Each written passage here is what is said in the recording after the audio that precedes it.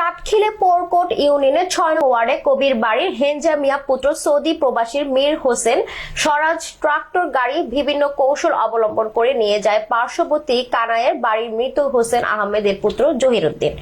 পরে প্রবাসী মীর হোসেনের স্ত্রী পারভিন আক্তার পিঙ্কি বাদী হয়ে চাটখিল থানায় অভিযোগ দায়ের করেন জহির উদ্দিনের বিরুদ্ধে। জহির উদ্দিনকে চাটখিল থানায় ডাকলে জাহির উদ্দিন অঙ্গীকার নামা দিয়ে আসেন 10 মার্চের মধ্যে গাড়িটি মীর হোসেনের পরিবারকে বুঝিয়ে দিবেন, কিন্তু তা না করে বিভিন্ন কৌশল অবলম্বন করে পাল্টা মীর হোসেনের পরিবারের বিরুদ্ধে কোর্টে মামলা দিয়ে হয়রানি করবে বলে হুমকি দেন। প্রবাসী মীর হোসেন স্ত্রী পারভিন আক্তার পিঙ্কি ও মীর হোসেনের পিতা হেনজা মিয়া গাড়ির ফেরত পাওয়ার জন্য নোয়াখালী 1 আসনের এমপি HM ইব্রাহিম ও চাটখিল থানা পুলিশ নিকট জোর দাবি জানান। আসসালামু আলাইকুম এমপি সাহেব, আমি দরজাবাজার হয়ে বাড়ি, আমি হেনজা ব্যাপারী কইলে ব্যাকে চিনি।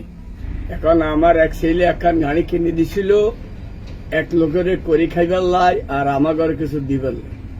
সেই গাড়িটা প্রাইভেট ভাবে কিভাবে গাড়িটা বিক্রি করিয়া লাইছে।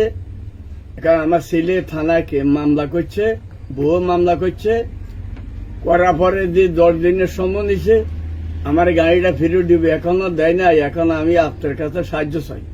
আমাদের বাড়ি চাটখিল থানা 10 গড়িয়া আমাদের গ্রাম। আমি একজন প্রবাসীর স্ত্রী, আমার হাজবেন্ডের নাম মীর হোসেন, আমাদের বাড়ি কবির বাড়ি। আমাদের ঘর বানানোর জন্য একটা মিস্ত্রি আমরা আনছি। উনি আসছে, আসার পর ঘরে কিছু টুকটাক কাজ করছে। কাজ করার পর উনি আমাদের বিশ্বাস লাগিয়ে অনেক কাজ করছে। আমরা যা যা করতে বলছি সব করছে। করার পর উনি আমার হাজবেন্ড বিদেশ থেকে একটা গাড়ি কিনছে, রংপুর থেকে আর কি অনলাইনের মাধ্যমে গাড়িটা কিনছে। কেনার পর আমাদের বাসায় তো কাজ করতো, কাজ করার সুবাদে ওনারে দিয়ে আমরা গাড়িটা আনাইছি। ওখান থেকে আনানোর পর ওনার কাছে ছিল, পরে আমরা জানি না উনি যে এটা চালায় বা ভাড়া দেয়, আমরা এই ধরনের কোনো কিছু জানি না। 1 টাকা সে আমাদেরকে দেয় নাই, দেয় নাই। আরো গাড়ি কোনদিন নষ্ট হয়েছে, চালাইছে হিগা, ভাড়া খাইছে হিগা, কোনদিন গাড়ি নষ্ট হয়েছে, কি হয়েছে না হয়েছে, আরো উল্টা ওনার কাছ থেকে প্রায় 3-4 লাখ টাকা আরো বিভিন্ন ভাবে সে নিছে। আমার কাছ থেকেও নিছে প্রায় 50,000 টাকার মতো। এই গাড়ি ঠিক করাইব কথা কয়ে নিছে। আমগরে মাসে 15,000 টাকা করে দিব কইছে, আর যাওয়া হিগেও কিছু টুকটাক নিব, যেহেতু হিগে রাতের দিকে নিব। পরে আমগুলো তো 1 টাকা দিলই না, সব হিগে নিল না।